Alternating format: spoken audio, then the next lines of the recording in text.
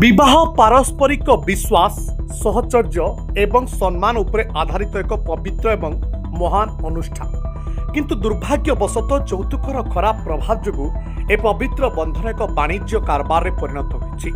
एने चिंता प्रकट करिसेंति माननीय सुप्रीम कोर्ट विचारपति बी नागारत्ना एवं आर महादेवन को खंडपीठ कहिसेंति जे यौतुक मृत्यु जने व्यक्ति विरुद्ध रे नुहे बरं समग्र समाज विरुद्ध रे एक अपराध।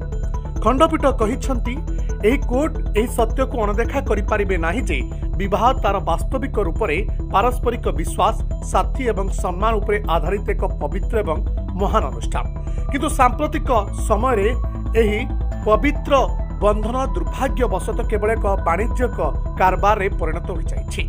किंतु यौतुकर लालसा जदिओ प्रायतः एक उपहार किंबा स्वेच्छाकृत प्रदान भाव में देखा जाए, वास्तव में यह सामाजिक स्थिति प्रदर्शन एवं भौतिक लोभ को तृप्त करिवार एक माध्यम पालटिछि।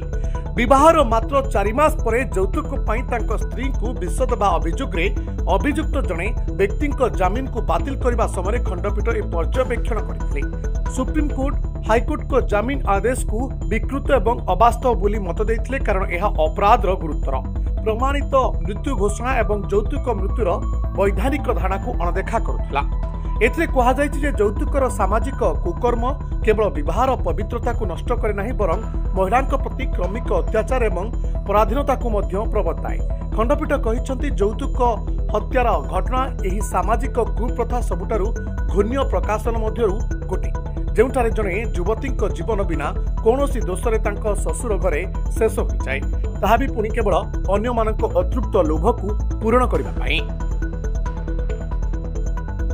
मेरा रिपोर्ट दिनलिपि लाइव।